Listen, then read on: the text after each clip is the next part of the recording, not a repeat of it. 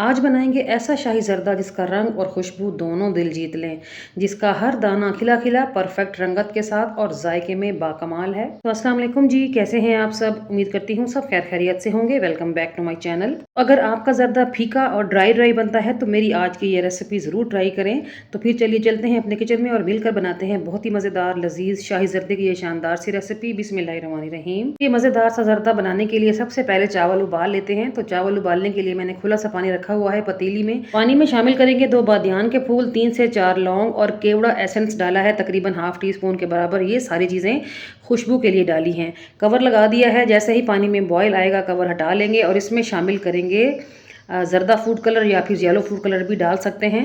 Mix कर लेंगे और अब हम इसमें डालेंगे नमक, सिर्फ 1 चुटकी के बराबर। ज़्यादा नमक नहीं डालेंगे, ये इसके टेस्ट को बैलेंस करेगा, ठीक है। नमक डालने के बाद इसमें डालेंगे चावल जो कि मैंने पहले ही भिगो के रखे हुए थे। ये डबल स्टीम राइस है, कच्ची बासमती है। इनको सिर्फ आधा घंटा पहले ही भिगोना होता है। आप चाहें तो ज़र्दा सेला राइस में भी बना सकते हैं, मगर सेला राइस को 3 से 4 घंटे पहले भिगो के रखना पड़ता है, ठीक है। चूँकि ये कच्ची बासमती है तो ये जल्दी से उबल जाएंगे। हमने इनको यहाँ पर 95% तक उबाल लेना है, गला लेना है, ठीक है। अभी ये 50% डन हुए हैं तो थोड़ा सा और पका लेंगे जब तक कि ये थोड़े से मज़ीद नरम नहीं हो जाते। और अब आप यहाँ पर देख सकते हैं ये काफ़ी सॉफ्ट हो गए हैं। जो चावलों की क्वांटिटी है वो 500 ग्राम्स है और जो चीनी है वो है 400 ग्राम्स। अगर आपने चावल ज़्यादा लेने हों या कम लेने हों तो बस चीनी थोड़ी सी कम जाएगी, इस बात का ख्याल रखिएगा। और अगर उबालते हुए चावल आपके थोड़े ज़्यादा सॉफ्ट भी हो जाते हैं तो कोई मसला नहीं है, चीनी में शीरे में जाके ये अकड़ जाते हैं। तो चावल उबल चुके हैं, इनको छान लेंगे, पानी फेंक देंगे, चावलों को अलग करके रख देंगे। अब सेम पतीली में डालेंगे 3 से 4 टेबल स्पून के बराबर कुकिंग ऑयल, खुशबू के लिए 2 से 3 हरी इलायचियाँ और 400 ग्राम चीनी डाल के 1 कप इसमें हमने दूध डाल देना है। दूध की जगह पर आप पानी भी डाल सकते हैं, मगर शाही फ्लेवर लाने के लिए दूध का इस्तेमाल ज़रूरी है। अब फ्लेम को मीडियम पे करके आपने चीनी को दूध के अंदर मेल्ट कर लेना है। 2 से 3 मिनट के अंदर ही सारी चीनी मेल्ट हो जाएगी। ये देखें, जब इस तरह चीनी मेल्ट हो जाएगी तो फिर आपने इसमें उठा के डाल देने हैं चावल जो हमने बॉईल करके रखे हुए थे। ये देखें किस कदर खिला खिला और ज़बरदस्त चावल है। चावल शामिल कर दें शीरे के अंदर और फ्लेम को फुल पर लेके जाएं जब तक कि शीरे के अंदर चावल प्रॉपर पकना शुरू ना हो जाए। चावलों में चम्मच थोड़ा सा जेंटली चलाएं क्योंकि चावल बहुत सॉफ्ट हैं, अभी ये शीरे में पकना शुरू नहीं हुए।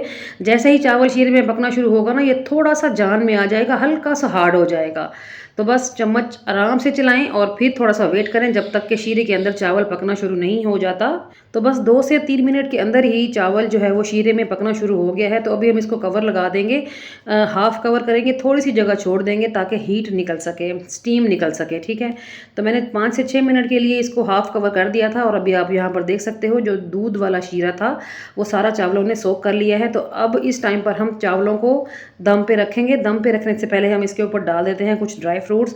आप इसकी पकाई के दौरान भी ड्राई फ्रूट्स का इस्तेमाल कर सकते हैं, जैसे आपकी मर्ज़ी। तो मैंने बादाम कुछ लिए हैं छिलका उतार के, साथ में थोड़ी सी किशमिश ले ली है और कुछ रसगुल्ले भी ले लिए हैं। अच्छे लगते हैं, बच्चे भी बहुत एक्साइटेड हो जाते हैं रसगुल्ले देख के। और थोड़ा सा कुकिंग ऑयल ऊपर से ड्रिजल कर देंगे ताकि चावल खिले खिले और बेहतरीन बने। चावल जैसे ही दम पे रखें फ्लेम को लो पे लेके जाएं, 5 मिनट के लिए लो पे ऑन रखें, फिर 15 मिनट के लिए बिल्कुल बंद कर दें, ठीक है।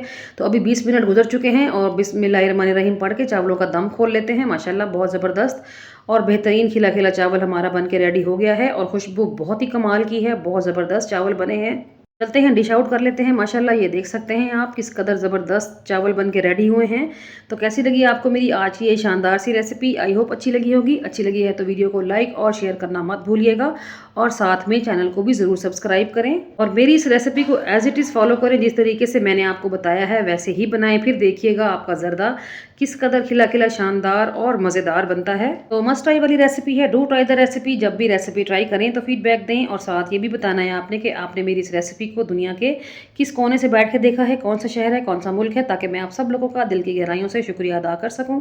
चलती हूँ आज के लिए इतना ही। कल फिर मुलाकात होगी किसी और फ्रेश और शानदार सी रेसिपी के साथ।